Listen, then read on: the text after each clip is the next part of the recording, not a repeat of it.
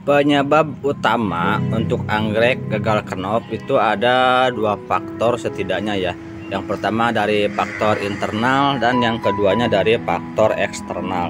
Untuk faktor internal itu biasanya dan yang paling banyak kasus terjadi ya, itu dari anggrek yang masih muda.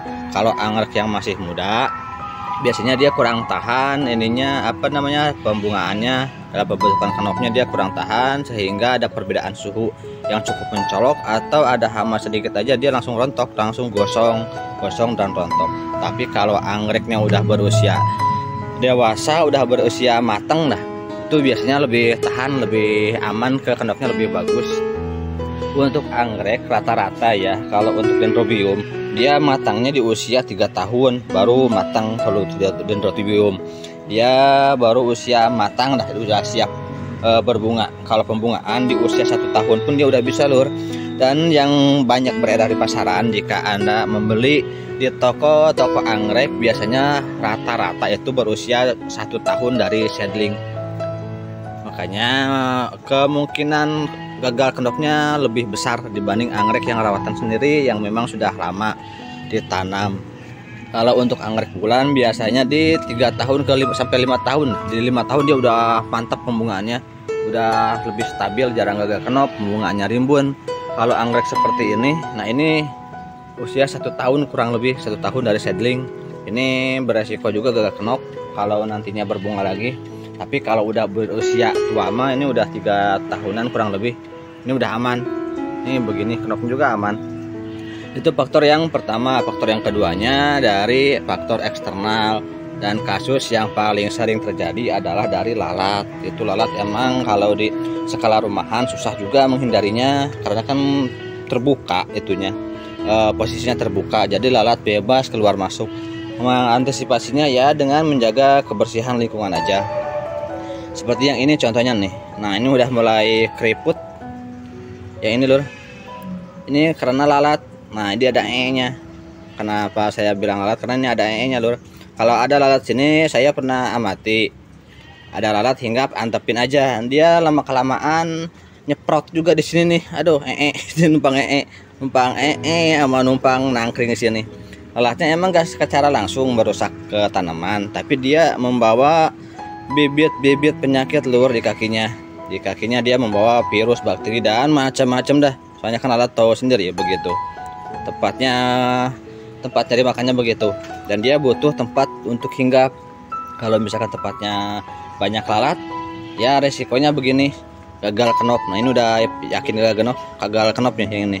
Soalnya udah mulai keriput, udah menguning. Kalau yang lain aman. Kalau di anggrek usia tua ini biasanya lebih tahan. Ini emang ada beberapa juga. Nah yang ini bekas lalat juga. Fokusnya. Nah ini bekas lalat, coba nih lebih tahan. Ini udah keburu besar. Kalau di fase seperti ini, di spek menjelang kenop, itu lebih rentan lagi rawan-rawannya. Seperti yang ini misal nih. Nah seukuran gini, ini spek menjelang kenopnya masih kecil dah, kenop kecil. Ini lagi rawan, kalau ada lalat hinggap segera diamankan, atau juga bisa disemprot dengan insektisida agar lalat gak mau hinggap. Kalau ininya semprot insektisida, ini kan ada pestisida sini, dia agak bau-bau dikit, lalatnya gak mau hinggap. Itu yang kedua dari lalat. Itu yang paling sering rata-rata sih itu lalat sama dari anggrek yang muda. Yang berikutnya dari hama, bakteri, atau jamur. Nah itu kalau misalkan terserang jamur, segera diatasi, dibuang aja dah, diamanin, atau anggreknya dipisahin aja, jangan digabungin. Itu dari jamur. Yang selanjutnya lupa saya. Yang selanjutnya dari semut. Nah, saya pernah juga kayak begini anggreknya nih. Nah, tapi di anggrek bulan ya. Tiba-tiba ini udah gede, peot, jatuh. Gede lagi, keriput lagi, jatuh. Kenapa sih? Saya amati. Ternyata dia pas saya bongkar, media tanamnya di sininya dibikin sarang semut lur. Sarang semutnya udah banyak banget, udah bertelur-telur. Pas saya tahunya udah dibongkar, semut mulu. Jadi ke anggreknya pun begitu, rontok. Kalau daun sehat, batang sehat, bunganya rontok, itu bisa saja dari semut. Cek aja potnya atau media tanam, siapa tahu atau barangkali ada semutnya jika teman-teman mengalami hal yang serupa dengan saya. Apalagi ya, Lah itu aja dah yang paling sering rata-rata itu untuk anggrek gagal kenop. Tapi kalau anggreknya udah usia dewasa mah itu biasanya lebih tahan, kecuali kalau semutnya tadi. Kalau banyak semut ya gagal juga. Kalau anggrek usia dewasa dia lebih tahan. Yang ini udah berapa kali ini? Satu ini pembungaan satu, yang ini kedua gagal, yang ini ketiganya ya udah lumayan, kenopnya udah semakin besar tuh, bentar lagi mekar. Untuk yang ini lebih aman kalau usia dewasa. Nah yang ini juga gagal kenop lur tadinya. Cakep ya, ini si merah meriah cuman satu, sisa satu kuntum. Yang ini asalnya nih tadinya panjang cuman gagal kenop, saya dipotong disisain yang amannya aja, yang bagusnya. Ini karena ya anggrek gitu masih muda. Ini juga baru berapa kali, baru sini satu dua, ini yang ketiga kali berbunga.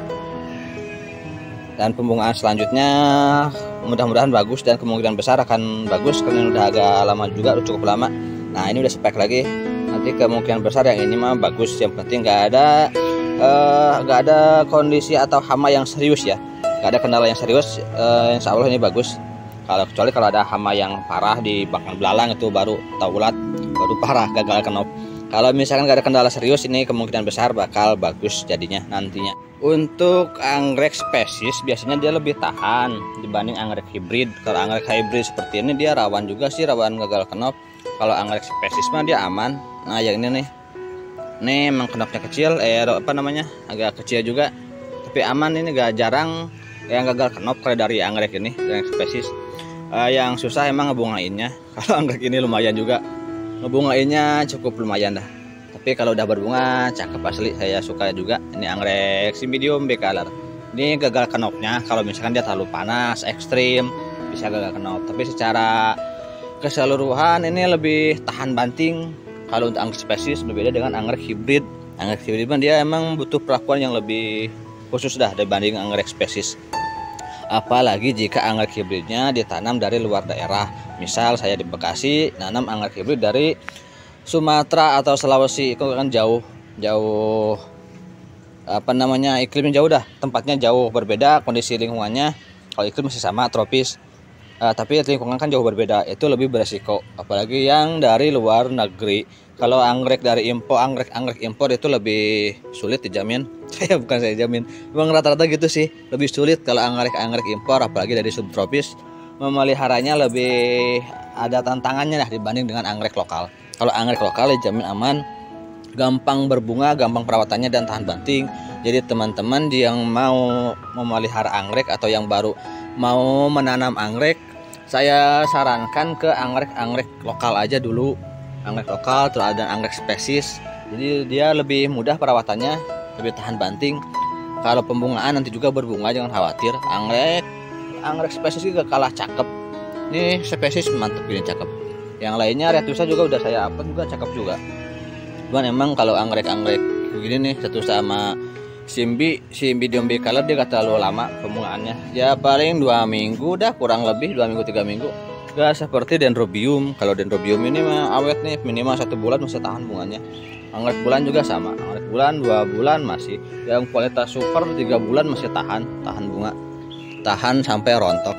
Untuk yang lebih gampang juga buat teman-teman yang baru mulai ada anggrek, bisa juga tanam anggrek ini. Ini Vanda Douglas, ini anggrek tanah, lebih gampang. Jadi yang belum terbiasa menanam anggrek atau menanam tanaman epipit, ini bisa jadi rekomendasi yang bagus anggrek tanah.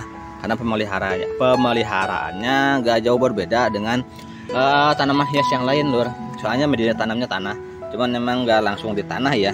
Ini setengahnya saya kasih tanah, di atasnya sekam sama pupuk. Atas bagian paling atas pakai ini deh, biar gak diacak-acak tikus. Soalnya banyak tikus kalau gak pakai ini kan sekam itu dia demen banget tikus sama sekam, gak diacak-acak. Itu lagi ini ada lagi satu, ini Gem Story. Kalau Gem Story suka juga saya nih, bunganya merah meriah, gampang perawatannya. Untuk anggrek tanah seperti ini Gem Story sama Douglas. Dan yang tadi Douglas tuh yang kayak rambut yang pendek yang bulat-bulat kecil, itu harus pulsan rain, lebih bagusnya begitu. Kalau kurang matahari dia kurang bagus nanti di pembungaannya. Kalau sudah berbunga dipotong aja seperti ini. Nah ini nih, ini potong. Kalau udah berbunga biar merangsang pembungaan selanjutnya.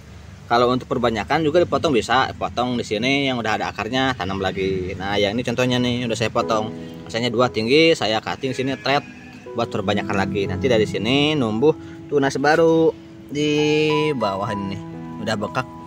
Nanti juga dia keluar tunas dari sini.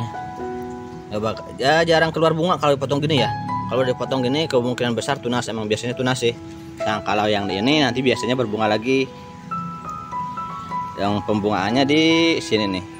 Nah udah agak bekak juga, mudah-mudahan dia berkembang jadi spike. Hujan, hujan. Sekian dulu dari saya, mudah-mudahan bermanfaat karena ini udah sore, ini udah hampir jam 6 dan juga kondisi udah mulai gerimis. Jadi segini aja dulu. Wassalamualaikum warahmatullahi wabarakatuh.